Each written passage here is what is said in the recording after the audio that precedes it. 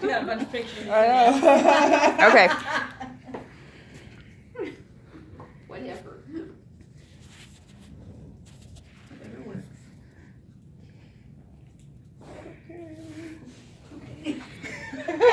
Are we good? We're ready. All right, 8 people.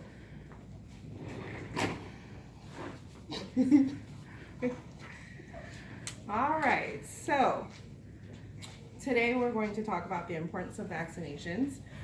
My audience statement is, I'm speaking to our school's PTO. This group is mostly younger stay-at-home moms, middle-aged parents, and it's mothers and parents that are middle-aged or middle income. The educations range from low to master's degrees. This group has been formed by schools to discuss the family part in our schools and the education of awareness of vaccinations to make a better and healthier environment for our children. The problem with this is that there are parents in our group that want to know how to keep their kids safe from the parents that don't let their kids have vaccinations. So we're trying to brainstorm in this meeting how we make everyone happy. And so far, that's the biggest thing for 2019 is that nobody has come up with any stipulations on how to keep your kids safe and keep my kids safe, but differently. So to start my speech,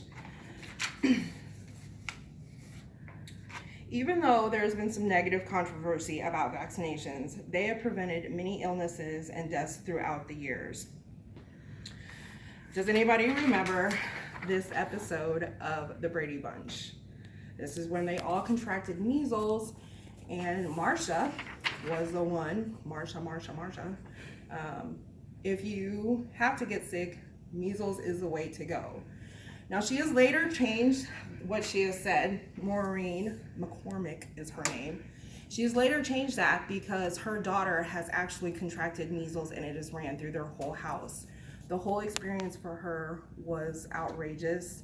It's very hard to contain and get rid of.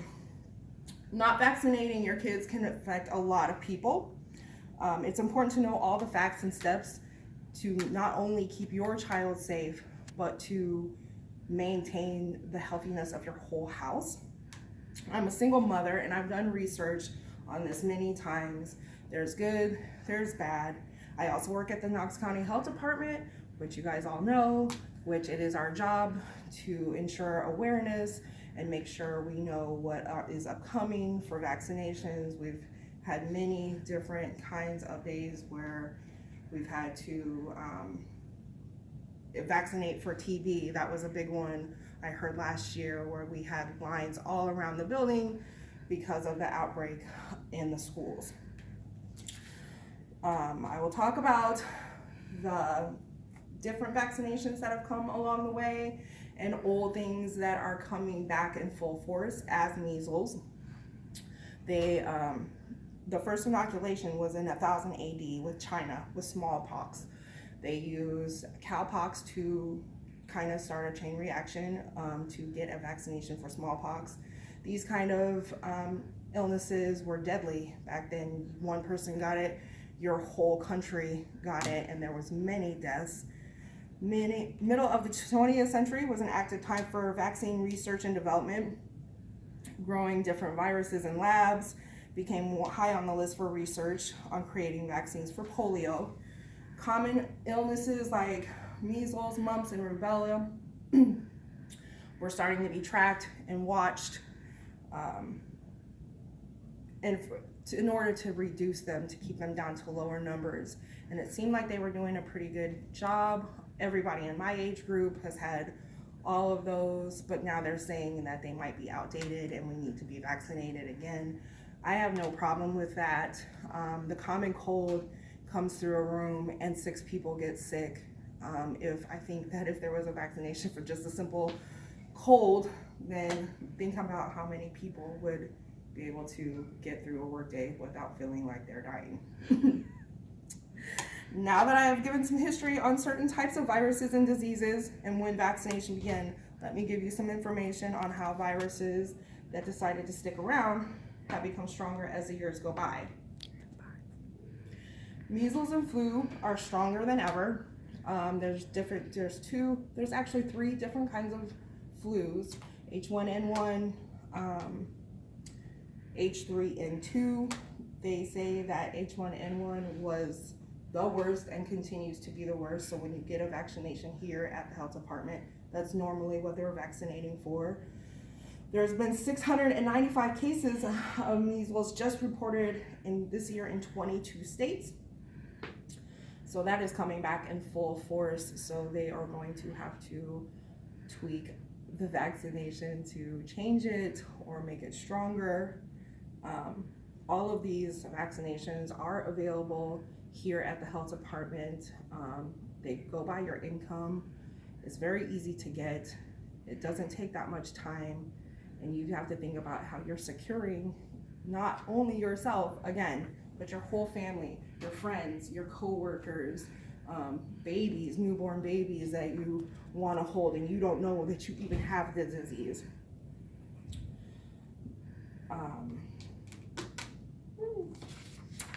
Awareness does not end with knowing about new illnesses and how to treat and prevent.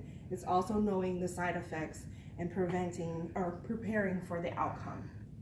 Nowadays, with vaccinations, it's not so much in my age group. I'll be 38 this year. We didn't have a lot of that when we were growing up, but autism is a big thing with vaccinations. I'm not really sure how to get around this. You're either for vaccinations or you're not. It's something that you just have to take the chance on.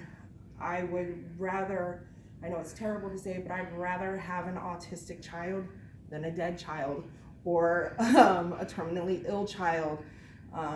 Autism, I'm not saying is any less. I have family members that have autism and it's hard for them, but 1 out of 9 people are going to get autism from this, and I think that that's kind of, I'm more of a take a chance. I'd rather be vaccinated and be safe, than take the chance on having, something awful come up. Today I gave history on when and where and why in time the vaccination journey began. One small illness can kill a whole country and then some. I talked about headlines, the different diseases that are in the headlines these days, and some things that people had thought were not as popular. Finally, I discussed some pros and cons on vaccinating our kids. Yes, in times the decision on which illness you'd rather stand for your child is hard, but it is needed. We need to figure out a way how to, yes, my kid, I don't want to vaccinate, but yes, my kid, I want to vaccinate. We are doing harm against each other, being so stubborn. We should be working together in trying to find vaccinations that are good for everybody. There shouldn't be a war on my kid, your kid. Everybody is important and everybody needs to stay safe. A healthy environment is all we want for our children. Vaccinations give us the road to start down to eliminating viruses. They are not perfect yet, but they are needed. Thank you very much.